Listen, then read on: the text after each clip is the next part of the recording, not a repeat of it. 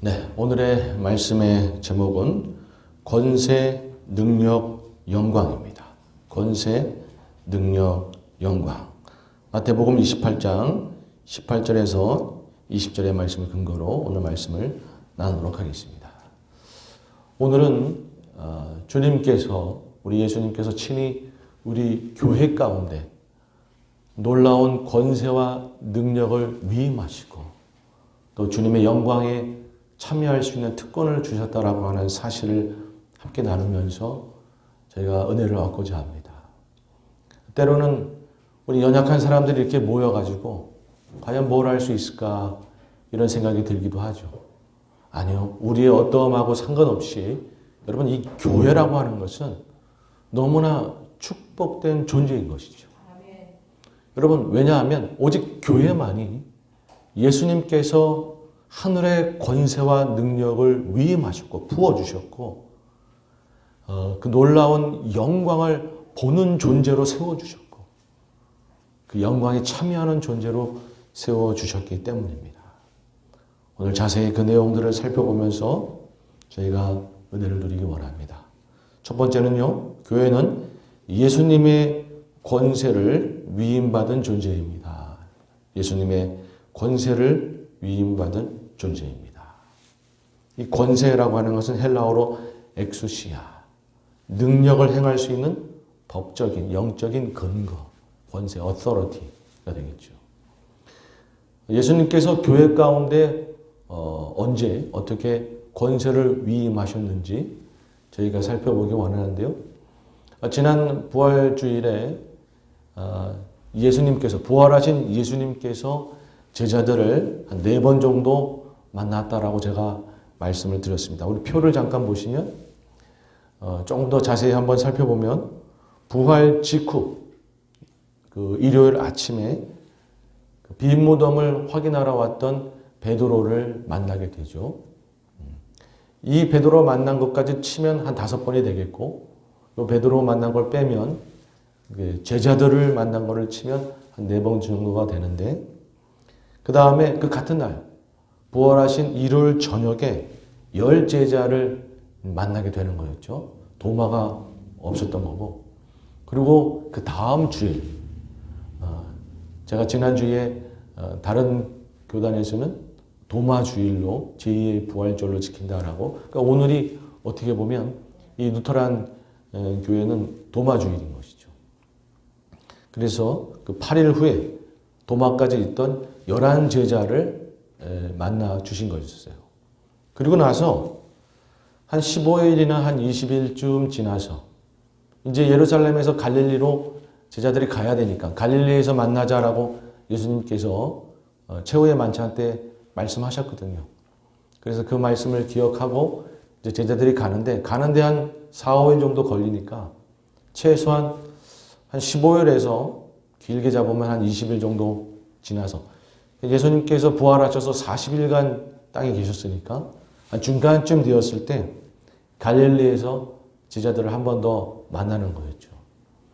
먼저는 그 갈릴리 호숫가에서 디베랴 바다라고도 하고 갈릴리 호숫가에서 그 어부였던 7 제자를 먼저 만났습니다. 제가 말씀드리기를 베드로를 위해서 3번 부인한 베드로에게 3번 사랑을 고백하도록 하기 위해서 특별히 이 7 어부였던 제자들을 만나 주신 거예요. 그리고 나서 그 갈릴리에서 이제 11제자를 다시 다 만나게 됩니다. 다 만나게 돼요. 자, 말씀을 보죠. 마태복음 28장 16절 이하 말씀을 함께 읽습니다. 시작. 11제자가 갈릴리에 가서 예수께서 지시한 산에 이르러 예수를 배웠고 경배하니 아직도 의심하는 사람들이 있더라. 여기 보면 11제자가 갈릴리에 가서 예수님께서 지시한 산에 이르러 이 산이 어떤 산이냐라고 보통 추측하냐면 이제 팔복산이라고 그러니까 산상수훈을 선포하셨던 갈릴리에서 주로 가르침을 주시고 제자들을 만나고 많은 무리들을 만나서 은혜를 베풀어줬던 장소가 팔복산이었거든요. 그래서 그 팔복산에서 만난 게 아니냐 이렇게 추정을 하는데요. 그래서 11제자를 만나신 거예요.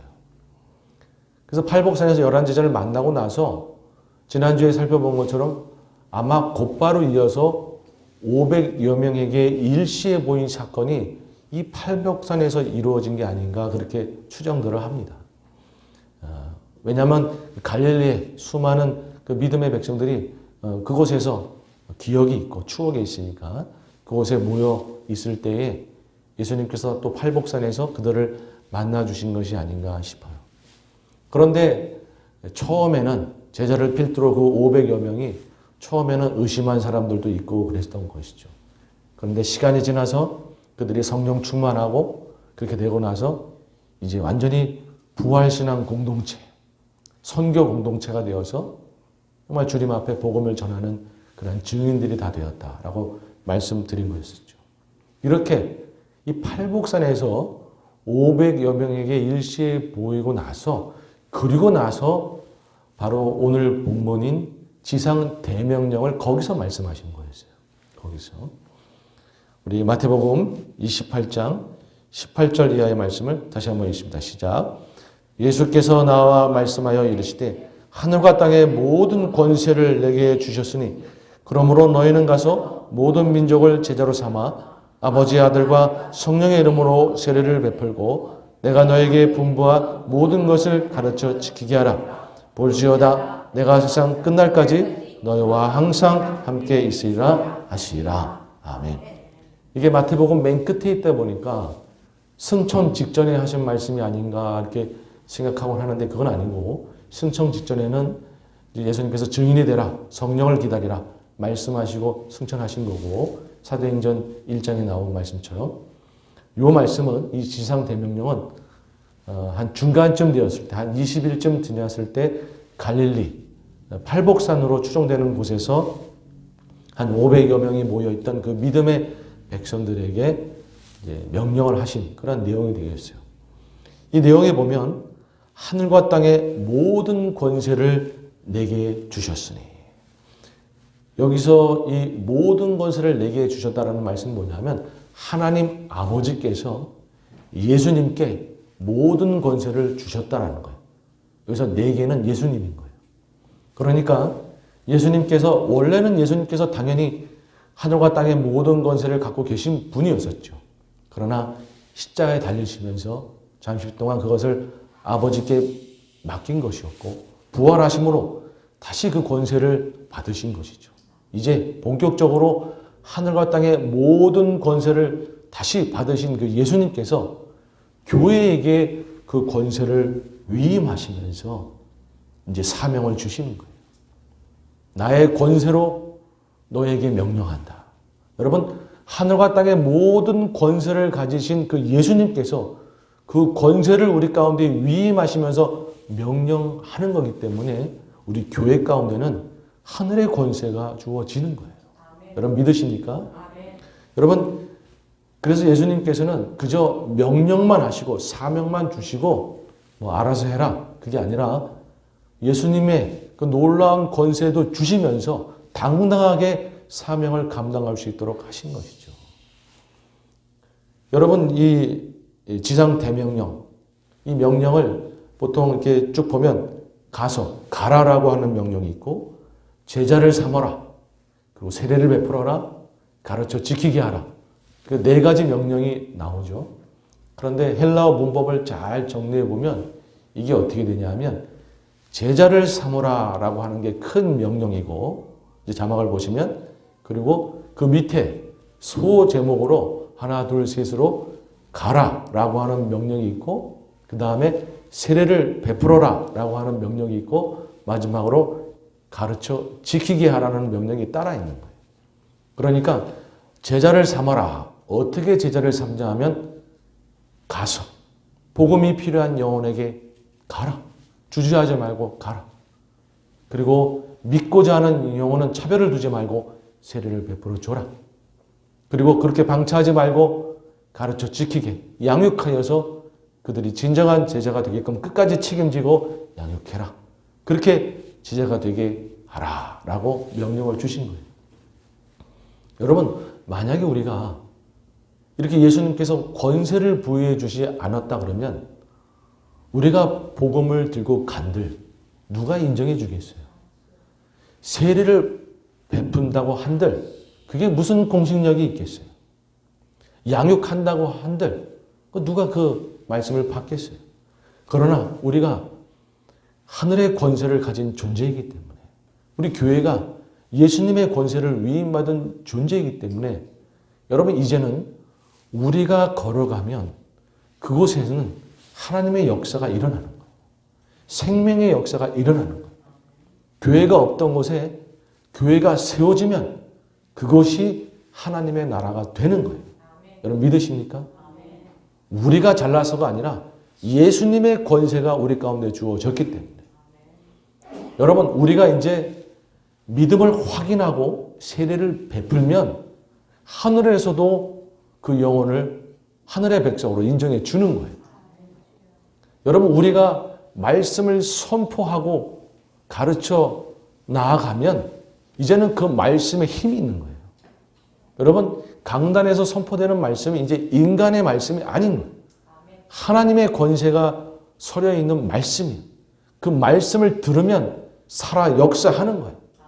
그리고 여러분들이 또한 복음을 전하기 위해 말씀을 증거하면 그건 인간의 말이 더 이상 아닌 거예요.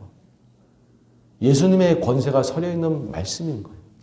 여러분 우리가 그런 존재라고 하는 것, 예수님의 권세를 가진 존재라고 하는 것을 여러분 꼭 기억하셔야 됩니다.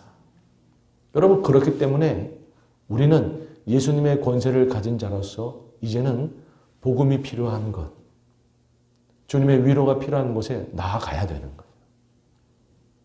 그리고 이제는 주를 믿고자 하는 자들에게 복음을 증거하고 세례를 베푸는 전도의 사명을 감당해야 되는 거예요. 여러분 그런 거 하지 않으면 영적인 직무유기인 것이죠. 권세를 위임받았는데 아무 일도 하지 않으면 영적 직무유기가 아니고 뭐겠습니까?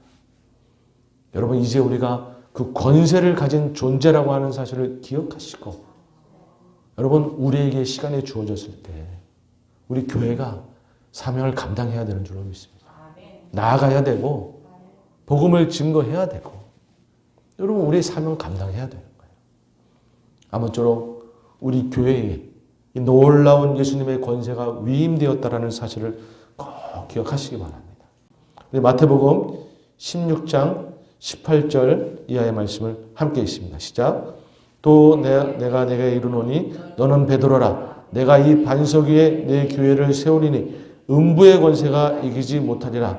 내가 천국 열쇠를 내게 주리니 내가 땅에서 무엇인지 매면 하늘에서도 매일 것이요 내가 땅에서 무엇인지 풀면 하늘에서도 풀리리라 하시고 아멘.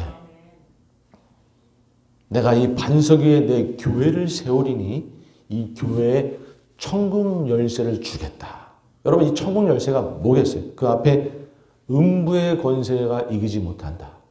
음부의 권세, 사망 권세와 대조되는 하늘의 권세, 생명의 권세 아니겠습니까?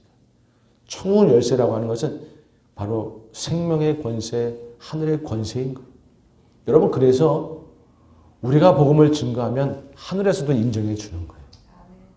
이 사실을 꼭 기억하시기 바랍니다. 여러분 이 사실을 우리가 꼭 기억하시고 주님께서 우리 가운데 권세를 주셨다라고 하는 것을 기억하시고 더욱 사명을 감당하는 저희 모두가 되길 주님의 이름으로 축복합니다. 아멘. 자, 두 번째는요. 교회는 예수님의 능력을 위임받은 존재입니다. 교회는 예수님의 능력을 위임받은 존재입니다. 능력은 두나미스. 권세가 엑수시아라 그러면 헬라어로 능력은 두나미스인 것이죠. 여러분 세상에서 능력이나 힘은 자기가 잘 되는 거, 뭐 부유해지는 능력, 높이 올라가는 능력, 또는 상대방을 때로 눕히는 능력, 뭐 그런 걸 이야기할 수 있겠지만 예수님의 능력은 어떤 능력이냐? 살리는 능력이다라는 거예요. 예수님의 능력은 살리는 능력. 사도행전 10장 38절 말씀을 함께 있습니다. 시작. 하나님이 나사렛 예수에게 성령과 능력을 기름 붓듯 하셨음에 그가 도로 다니시며 선한 일을 행하시고 마귀에 눌린 모든 사람을 고치셨으니 이는 하나님이 함께 하셨습니다. 아멘. 사탄 마귀는 물리치고 오히려 영혼은 살리는 그러한 능력이 예수님의 능력인 것이에요. 그런데 예수님의 그 능력을 교회 가운데 위임하시고 주셨다라는 거예요. 사도행전 1장 8절 말씀 함께 있습니다. 시작. 오직 성령이 너에게 임하시면 너희가 권능을 받고 예루살렘과 온 유대와 사마리아와 땅끝까지 이르러 내 증인이 되리라 하시니라. 아멘. 너희가 권능을 받고, 이 권능이 두나미스, 능력인 것이. 여러분, 예수님께서는 교회 가운데 주님의 능력을 부어주셨어요. 믿으십니까? 그저 사명 주시고 네 힘으로 알아서 해봐라가 아니라 예수님의 능력을 부어주셔서 당당히 그 힘으로 사명을 감당할 수 있도록 하시는 것이죠. 그런데 여기에 조건이 있어요. 뭐냐면 오직 성령이 너희에게 임하시면. 여러분, 우리가 능력 있게 주님의 사명을 감당하려면 성령 충만해야 되는 거예요. 여러분, 주님께서는 우리가 능력 있게 사명을 감당할 수 있도록 성령 충만을 먼저 받으라라고 말씀하시는 거예요. 여러분, 그래서 우리 심령은, 우리 교회는 성령 충만해야 되는 줄로 믿습니다. 여러분, 성령 충만하지 아니하면 이 주님의 능력을 제대로 발휘를 못하는 거예요. 두려움이 막 찾아오고, 과연 내가 할 수 있을까? 의심이 찾아오고, 영혼에 대한 관심도 별로 없고, 그러다 보니까 능력을 제대로 발휘를 못하는 것이죠. 그러나 성령이 충만하면 우리 가운데 두려움은 떠나가고 영혼에 대한 뜨거운 마음이 생기고 그렇게 되는 거예요. 말씀을 보죠. 사도행전 4장 31절 말씀을 함께 있습니다. 시작. 빌기를 다음에 모인 것이 진동하더니 무리가 다 성령에 충만해 담대히 하나님의 말씀을 전하니라. 아멘. 성령에 충만하면 담대해지는 거예요. 자, 우리가 하나님의 그 복음에 권세를 가졌고 능력도 부어주셨는데 이게 사탄이 속에서 자꾸 두려운 마음이 생기고 할 수 있을까 주저하게 되고 여러 스트러글이 생기고 자꾸 그러는 거죠. 여러분, 그럴 때 우리는 뭘 해야 되냐? 성령 충만해야 되는 거예요. 성령 충만하면 우리 안에 담대함이 생기는 거예요. 복음에 대한 열정이 솟아나는 거예요. 뜨거워지는 거예요. 그래서 담대하게 복음을 들고 나아갈 수가 있는 것이고 영혼을 찾아갈 수가 있는 것이고 주님께서 또 담대하게 복음을 전파하도록 하시는 것이죠. 그리고 성령이 충만하면 영혼을 사랑하는 마음이 생기는 거예요. 로마서 5장 5절 말씀을 함께 있습니다. 시작. 소망이 우리를 부끄러워하지 아니함은 우리에게 주신 성령으로 말미암아 하나님의 사랑이 우리 마음에 부은 바 됨이니. 아멘. 능력이 있는데 능력을 부어주셨는데 영혼이 사랑스럽지가 않은 거예요. 사람 만나는 거 다 싫고 영혼이 별로 사랑스럽지가 않은 거예요. 그럴 때는 어떻게 해야 되는가? 성령 충만해야 돼요. 성령 충만할 때 영혼을 사랑하는 마음을 부어주시는 거예요. 여러분, 아니 영혼을 사랑하는 마음이 있어야 어떻게 뭐 복음을 들고 그 영혼에게 찾아가든 말든 하든 알겠어요. 그러니까 우리가 성령 충만하면 주님께서 사랑하는 마음을 부어주셔서 영혼을 찾아가고 영혼에게 다가가고 그 영혼을 품을 수 있도록 하시는 것이다. 또한 성령 충만하면 아직 주님을 믿지 않는 자들에 대한 안타까운 마음이 불일 듯이 일어나는 거예요. 로마서 9장 1절 이하의 말씀 함께 있습니다. 시작. 내가 그리스도 안에서 참말을 하고 거짓말을 아니하느니 나에게 큰 근심이 있는 것과 마음에 그치지 않는 고통이 있는 것을 내 양심이 성령 안에서 나와 더불어 증거하느니 나의 형제 곧 고륙의 친척을 위하여 내 자신의 저주를 받아 그리스도에게 끊어질지라도 원하는 마노라.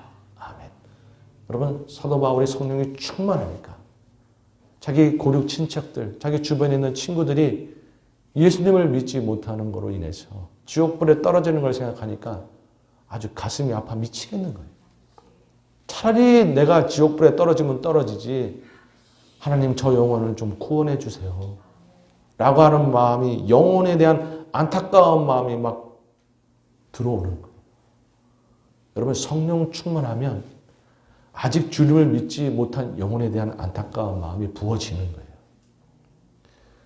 저 사람이 예수를 믿던 말던 믿다가 떠나가든 나는 관심이 없고 그런 상황이라 그러면 여러분 우리는 성령 충만해야 되는 줄로 믿습니다. 성령 충만할 때 내 주변의 영혼들이 주님을 믿지 않는 게 너무 안타까운 거예요. 잘 믿다가 주님 떠나간 영혼들이 너무 안타까운 거예요. 어떻게 해서든 그 영혼을 다시 데리고 오고 싶은 거예요. 그런 마음이 불일 듯이 일어나는 거예요. 어떻게 하면? 성령 충만하면. 여러분 우리 가운데 주님의 권세와 능력이 있습니다. 있어요. 그런데 두려움이 찾아오고 영혼에 대한 마음이 없고 안타까운 마음이 없고 하니까 복음을 증거하지 못하는 것이죠. 여러분 그래서 우리는 성령 충만이 필요한 줄로 믿습니다. 그렇다 그러면 성령 충만을 받는 건 어려운가? 아니요. 누가복음 11장 13절 말씀 함께 있습니다. 시작. 너희가 악할지라도 좋은 것을 자식에게 줄 알거든 하물며 너희 하늘 아버지께서 구하는 자에게 성령을 주시지 않겠느냐 하시니라. 아멘. 여러분 우리 하늘 아버지는 성령을 부어주시려고 늘 준비되어 있어요. 구하기만 하면 부어주시는 거예요. 구하기만 하면. 하나님 아버지 내 심령을 성령으로 충만케 하여 주시옵소서. 그래서 좀 담대하게 복음을 증거할 수 있도록 하여 주시옵소서. 영혼을 사랑하는 마음을 부어주시옵소서. 안타까워하는 그런 마음을 부어주시옵소서. 그래서 복음을 능력 있게 전할 수 있게 하여 주시옵소서.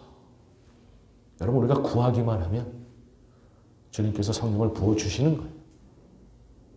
그래서 우리가 능력 있게 사명을 감당할 수 있는 줄로 믿습니다.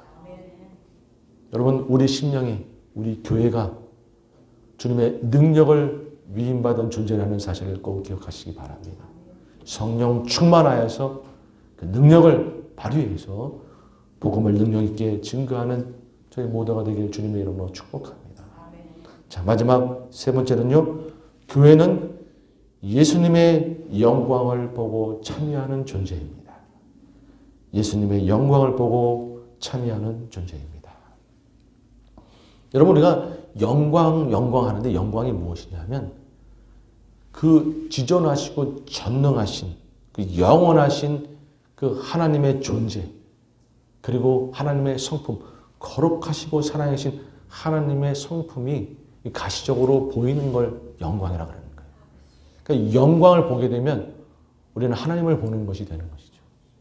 영원하신 하나님의 존재를 우리가 직접 볼 수가 없으니까 그게 거룩하고 사랑하신 하나님의 성품을 우리가 직접 대면할 수가 없으니까 영광을 비춰주시는 거예요. 그 영광을 통해서 하나님을 볼 수 있도록 하시는 것이죠. 그런데 그 영광을 아무나 보는 게 아닌 것이에요. 교회만 하나님의 영광을 볼 수 있더라라는 것이죠. 요한복음 1장 14절 말씀을 함께 있습니다. 시작.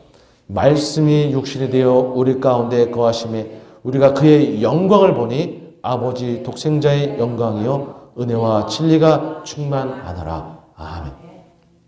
교회만이 그의 영광을 보는 거예요. 그의 영광을. 하나님 아버지께서 예수님께 그 영광을 빛을 비춰주셨고 우리가 믿음의 눈을 들어서 예수님을 바라보면 하나님의 영광의 빛이 우리 심령 가운데 주어지는 것이죠. 제가 이 말씀을 준비하다가 고린도 후서 4장 6절 이하의 말씀에 참 감동이 많이 되었어요. 마지막으로 그 말씀을 여러분께 전하고 싶은데요. 고린도후서 4장 6절 7절 말씀을 함께 있습니다. 시작. 어두운 데에 빛이 비치라 말씀하셨던 그 하나님께서 예수 그리스도의 얼굴에 있는 하나님의 영광에 아는 빛을 우리의 마음에 비추셨느니라. 우리가 이 보배를 질그릇에 가졌으니 이는 심히 큰 능력은 하나님께 있고 우리에게 있지 아니함을 알게 하려 함이라. 아멘. 여러분 이게 무슨 말씀이냐면 정말 우리는 질그릇 같은 존재인데 정말 버러지 같은 존재인데 어찌 온 우주를 덮고도 남을 그 하나님의 영광을 내 심령에 채워주실 수 있으신가? 근데 믿음의 눈을 들어서 십자가 사랑의 예수님을 믿음의 눈으로 바라보면 하나님 아버지께서 영광의 빛을 우리 심령 가운데 채우시더라는 거죠. 충만히 채우시더라. 또한 이 교회 가운데 주님의 영광을 충만히 부어주시더라는 것이. 여러분, 우리가 믿음의 눈을 들어서 예수님을 바라보면요, 하나님 아버지께서 가만히 계시는 게 아니라 우리 심령 가운데, 그리고 지금 이 교회 가운데 영광을 부어주시는 거예요. 온 우주를 덮고도 남을 그 영광을 여기에 지금 부어주시는 거예요. 오늘 앞에 찬양하면서도 내는 주의 영광을 보내. 여러분, 우리가 믿음의 눈을 들어 봐야 될 줄로 믿습니다. 주님의 영광이 이곳에 가득 차 있는 거예요. 우리가 믿음의 눈을 들어 주님을 바라보면 주님께서 이 교회 가운데 영광을 부어주시는 거고 내 심령 가운데 영광을 채워주시는 거예요. 이 좁디 좁은 내 영혼의 심령 가운데 주님의 영광을 부어주시는 거예요. 여러분, 그러면 어떤 일이 벌어지는가? 주님의 영광이 내 심령을 채우게 되면 어떤 일이 벌어지는가? 이어서 보죠. 고린도후서 4장 8절 이하의 말씀을 함께 있습니다. 시작. 우리가 사방으로 우려싸움을 당하여도 쌓이지 아니하며 답답한 일을 당하여도 낙심하지 아니하며 박해를 받아도 버림받지 아니하며 거꾸로 뛰림을 당하여도 망하지 아니하고 우리가 항상 예수의 죽음을 몸에 짊어지면 예수의 생명이 또한 우리 몸에 나타나게 하려 함이라. 아멘. 여러분, 우리가 믿음으로 주님을 바라볼 때 주님의 영광이 우리 심령을 가득 채우고 우리 교회를 가득 채워주시는데 그렇게 되면 어떻게 되는가? 우리가 사방에 우려쌈을 당해도 답답한 일을 당해도 박해를 받아도 완전히 꼬꾸라져도 우리 무너지지 않는 거예요. 넘어지지 않는 거예요. 그럼에도 불구하고 우리는 일어나 승리하는 거예요. 우리가 잘나서가 아니라 주님의 영광이 우리 가운데 부어졌기 때문에. 여러분, 이 사실을 꼭 기억하시기 바랍니다. 오 주님, 우리 심령에, 우리 교회에 이런 주님의 영광을 부어 주시옵소서. 여러분, 우리는 주님의 영광이 필요한 거예요. 주님의 영광이 부어지면 어떠한 고난과 어려움에도 우리가 능히 이기는 자가 되는 거예요. 여러분, 날마다의 삶에서 우리가 믿음의 눈을 들어 주님을 늘 바라보면 주님께서 날마다의 삶에서 우리를 주님의 영광으로 우리를 채워주다가 그날에 주님 만나면 어떻게 하시는가? 아예 영원한 주님의 영광에 이제는 들어가게 하시는 거예요. 베드로전서 5장 10절 말씀을 함께 읽습니다. 시작. 모든 은혜의 하나님 그 그리스도 안에서 너희를 부르사 자기의 영원한 영광에 들어가게 하시는 이가 잠깐 고난을 당한 너희를 친히 온전케 하시며 굳건하게 하시며 강하게 하시며 털을 견고하게 하시라. 아멘. 제가 언제부터인가 이 베드로전서 5장 10절 말씀을 너무 사랑해요. 이 말씀. 우리가 믿음을 눈을 들어서 늘 주님을 바라보면 날마다의 삶에서 주님의 영광으로 우리를 채워주시다가 그렇게 믿음으로 승리하게 하시다가 그날에 주님 다시 만나면 그때에는 영원한 영광에 아예 들어가게 하셔서 주님과 영원히 살도록 하게 하시더라라는 것이. 여러분, 이 소망이 있기 때문에 우리가 오늘을 살아가는 건 아니겠습니까? 여러분, 이 소망이 없으면 우리는 이 땅 안에서 제일 불쌍한 존재들인 거예요. 그러나 이 소망이 있기 때문에 날마다의 삶에서 우리를 영광으로 채워주시고 그날에 주님 다시 만나면 영원한 영광에 들어갈 소망이 있기 때문에 여러분, 우리는 가장 복된 존재인 것이죠. 여러분, 제가 오늘 말씀 마치면서 오늘 여러분과 함께 같이 기도하는 시간을 갖기를 원합니다. 뭐냐 하면 주님, 저희로 성령을 충만하게 하여 주시옵소서. 그래서 담대하게 주님의 복음 전하고 영혼을 사랑하고 복음이 불일 듯이 일어나서 주님의 사명 감당하는 그러한 저희 존재, 저희 교회가 되게 하여 주시고 또한 저희 심령 가운데, 저희 교회 가운데 주님의 영광을 부어 주시옵소서. 주님의 영광을 채워 주시옵소서. 그래서 어떠한 어려움에도 능히 이겨나가서 당당히 주님의 사명을 감당하는 그러한 우리의 심령, 우리 교회가 되게 하여 주시옵소서. 저희에게 성령을 부어주시고 주님의 영광을 부어주시옵소서. 여러분 오늘 그렇게 기도할 때에 우리 심령 가운데 우리 교회 가운데 성령을 부어주시고 영광을 부어주실 줄 믿습니다.